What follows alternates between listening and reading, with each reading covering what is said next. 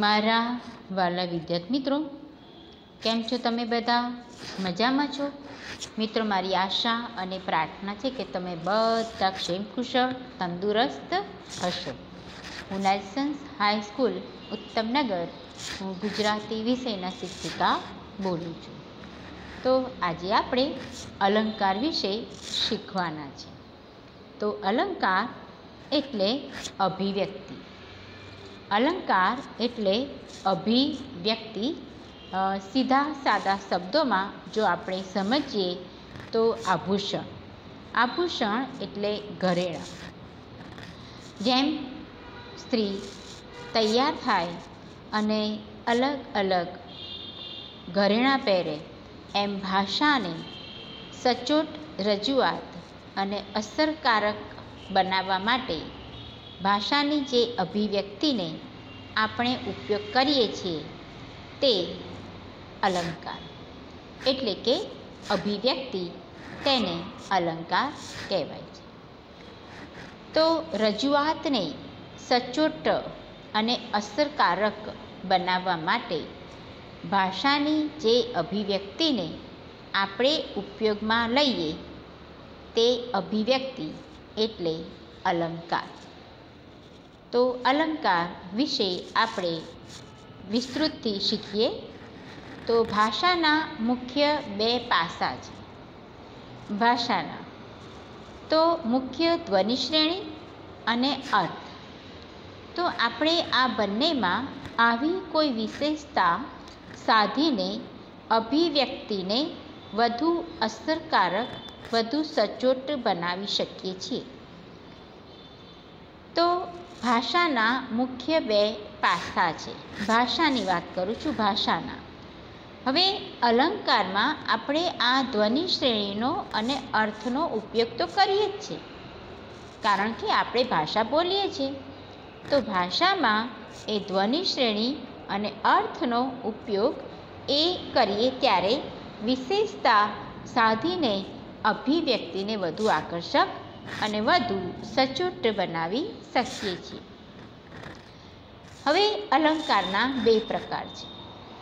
એક છે શબ્દાલંકાર અને બીજું છે અર્થાલંકાર. તો શબ્દોથી ભાષાની અભિવ્યક્તિ અને અર્થથી ભાષાની અભિવ્યક્તિ. તો આપણે વિસ્તૃતથી હવે પહેલો જે અલંકારનો પ્રકાર છે એમાં આપણે જોઈએ. તો પહેલો પ્રકાર એ શબ્દાલંકાર. તો શબ્દાલંકારમાં પણ કેટલાક પ્રકાર છે. એ પહેલાં શબ્દાલંકાર અને અર્થાલંકારની આપણે વ્યાખ્યા જોઈ લઈએ. તો જેમાં ધ્વનિ કે ધ્વનિ શ્રેણીનું સૌંદર્ય. ધ્વનિ એટલે વ્યંજન. શ્રેણીનું સૌંદર્ય ચમત્કૃતિ અભિવ્યક્તિને આકર્ષક બનાવે તે શબ્દાલંકાર. અર્થાલંકારની વ્યાખ્યા જોઈએ તો અર્થને ઉપયોગમાં લઈને સચોટતા સધાય તે અર્થાલંકાર. હવે વિદ્યાર્થી મિત્રો, આપણે શબ્દાલંકારને ધ્યાનમાં રાખીને આગળ શીખીએ. તો તે ધ્વનિ અથવા શબ્દના વિશિષ્ટ સંયોજનને કારણે કાવ્યમાં ધ્વનિ શબ્દનો મૂળભૂત ઘટક એ ધ્વનિ છે. સૌંદર્ય વિશિષ્ટ સંયોજનને કારણે ચમત્કૃતિ સધાય અને આ બધાને કારણે કાવ્યના નાદ, સૌંદર્ય નીપજે. આ બધું હોવાથી એટલે શબ્દ આ અલંકારના સૌંદર્યનો આધાર, એ સૌંદર્યમાં વધારો થાય ત્યારે તેને શબ્દાલંકાર કહેવાય છે. ઓકે. તો ધ્વનિ અથવા શબ્દના વિશિષ્ટ સંયોજનથી ને કારણે કાવ્યમાં ચોક્કસ પ્રકારનો ધ્વનિ, ચોક્કસ શબ્દનો મૂળભૂત ઘટક એ ધ્વનિ છે. તો જ્યારે સૌંદર્ય વિશિષ્ટ સંયોજનને કારણે ચમત્કૃતિ સધાય છે અને આ બધાને કારણે કાવ્યમાં નાદ સૌંદર્યાનિપજે હોવાથી શબ્દ આ અલંકારના સૌંદર્યનો આધાર એ સૌંદર્યમાં વધારો કરે છે, તેને શબ્દાલંકાર કહે છે.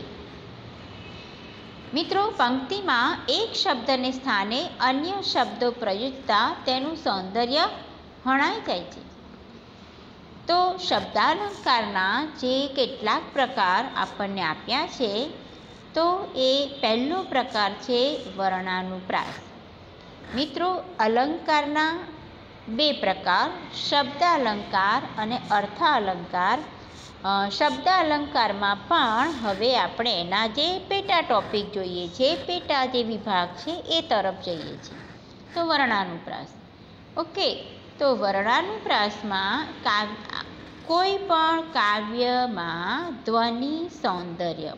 હવે વર્ણાનુપ્રાસ, પ્રાસ એટલે તાલ, લય, બદ્ધ, અને વર્ણાનુપ્રાસ એટલે વર્ણ. ક એક વર્ણ, ખ એક વર્ણ, ગ એક વર્ણ, ચ એક વર્ણ, એમ ક ખ ગ ગ, ચ છ જ જ, ટ ઠ ડ ઢ, અણ ત થ દ ધ, ન પ ફ બ ભ, મ ય ર લ વ, શ શ શ, હ ળ ક્ષ જ્ઞ. એમ સ્વર પણ અ આ ઈ થી લઈને અહ સુધી. તો કાવ્યમાં ધ્વનિ સૌંદર્ય જ્યારે કોઈ એક વર્ણના પુનરાવર્તનથી એક જ વર્ણ વારંવાર આવે. જો અહીંયા ઉદાહરણ મેં આપ્યું છે તમને, પીગળે પીગળે પડછાયાના પહાડ. અહીંયા પ વર્ણ છે, જો ફરી પ વર્ણ આવ્યો, ફરી પ વર્ણ આવ્યો અને પ વર્ણ. વર્ણ એટલે વ્યંજન, જેને ઘટક કહેવાય ભાષામાં, જેને એકમ કહેવાય, એને એ ચોક્કસ પ્રકારનો નાદ પણ કહેવાય છે. તો ધ્વનિ ઘટક કહેવાય છે. તો ધ્વનિ સૌંદર્ય જ્યારે કોઈ એક વર્ણના પુનરાવર્તનથી કાવ્ય પદાવલીમાં સૌંદર્યનો શું કરે મિત્રો? વધારો કરે, ત્યારે તે અલંકારને વર્ણાનુપ્રાસ અલંકાર કહે છે. અને મુખ્યત્વે તો કર્ણ માધુર્ય અનુભવાય છે. કર્ણ માધુર્ય એટલે સાંભળવામાં આપણને મધુરતા અનુભવાય છે. તો આવી જે પંક્તિ આવે અને જો અલંકાર ઓળખવાનો હોય તો એ વર્ણાનુપ્રાસ અલંકાર લખવાનું. એક જ વર્ણનો વારંવાર ઉપયોગ થયો છે. શબ્દ તો અલગ છે, પણ ઉપયોગ એક જ વર્ણનો એ થયો છે. જો અહીંયા બીજું ઉદાહરણ, કાળું એનું કામ, કાળા કરમનો કાળો મોહન. કયો વર્ણ વધારે છે? તો 1, 2, 3, 4, 5. તો એ પંક્તિ પર આધાર છે અને વર્ણનો જે વપરાશ છે આપણે વાપરીએ છીએ એના પર આધાર છે. તો જો અલંકાર શોધવાનો હોય તો વર્ણાનુપ્રાસ એ પહેલાં તમારે શોધી કાઢવાનું કે શબ્દમાં અથવા પંક્તિમાં કયો વર્ણ વધારે છે. ઓકે, ત્રીજું ઉદાહરણ, કામિની કોકિલા કેલી કૂજન કરે, સાગરે ભાસતી ભવ્ય ભારતી. અહીંયા બે પંક્તિ આપી છે. તો અહીંયા ક વર્ણ અને અહીંયા ભ વર્ણ. તો એ વર્ણાનુપ્રાસ થશે, કારણ કે આપણને કાવ્ય પદાવલીમાં સૌંદર્યનો એ વધારો કરે છે અને કોઈ એક વર્ણના પુનરાવર્તનથી. તો આવી પંક્તિઓને જ્યારે અલંકાર જો આપણે શોધવાનો પૂછે તો વર્ણાનુપ્રાસ અલંકાર એ લખવાનું. હવે બીજો જે પ્રકાર છે પ્રાસ સાંકળી. કોઈ પ્રાસ એટલે શું છે મિત્રો? તાલ, લય, બદ્ધ, એક સરખો તાલ. હા ને, આપણા જે ટેક્સ્ટબુક છે એમાં આપણે જે કાવ્ય શીખ્યા હતા, હા ને, 20મું કાવ્ય એ હરિ આવો ને. તો એમાં જે લખે છે ને કે હરિ તમે ઘરે આવો ને. તમે ઘરે આવો ને, ઘરે આવો ને, ઘરે આવો ને, હા ને, તો એ ચોક્કસ પ્રાસ કહેવાય. એ ચોક્કસ શું કહેવાય? પ્રાસ કહેવાય. પણ અહીંયા જે પ્રાસ છે એ એની જે વ્યાખ્યા એ અલગ છે. તો અહીંયા શું કહે છે? કોઈ બે પંક્તિના બે ચરણમાં પહેલાં. ચરણ એટલે પંક્તિ અને બે પંક્તિના બે ચરણ, હા ને, એટલે બે પંક્તિ. અહીંયા જો અહીં ઉદાહરણ આપ્યું છે મેં, આ પહેલી મહેતાજી નિશાળે આવ્યા એ પહેલી પંક્તિ, લાવ્યા પ્રસાદને કર્યો અચ્છો એ બીજી પંક્તિ. તો કોઈ બે પંક્તિના એટલે કોઈ એટલે આ એક અને બે, કોઈ બે પંક્તિના બે ચરણમાં. અહીંયા બીજા ઉદાહરણમાં વિદ્યા ભણ્યો જેહ તેહ ઘેર વૈભવ રૂડો.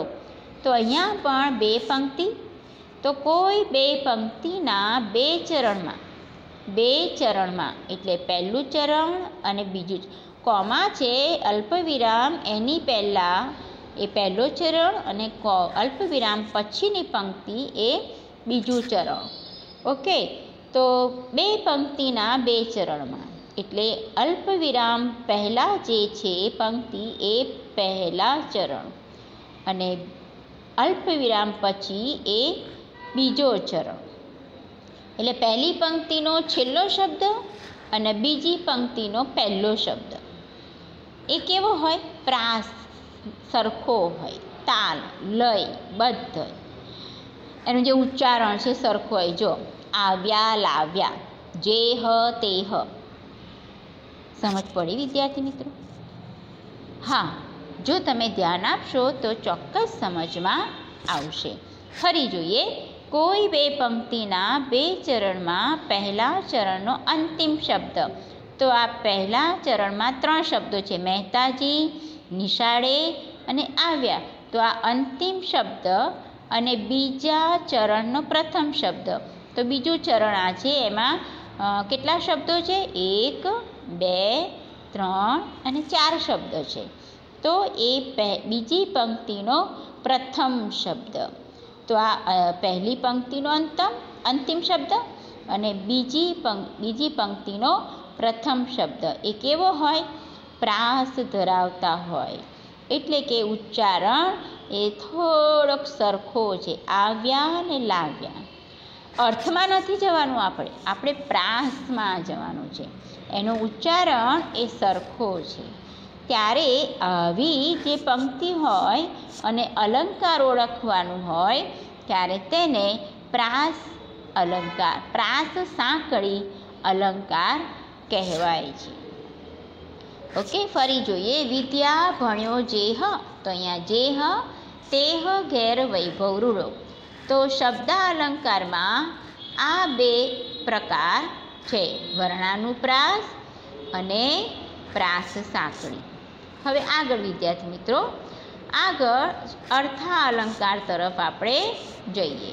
ઓકે, તો શબ્દ હવે અર્થ શું છે? તો શબ્દ એ બાહ્ય દેહ છે અને અર્થ તેનો આંતરિક દેહ છે.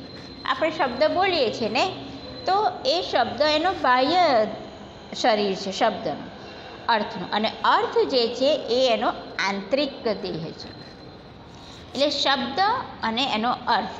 તો શબ્દ એ બાહ્ય દેહ, દેહ એટલે શરીર, અને અર્થ એ તેનો આંતરિક દેહ. આપણે જેમ શારીરિક રીતે અને આંતરિક રીતે, હે ને, બહારનો દેખાવ અને અંદરનો દેખાવ.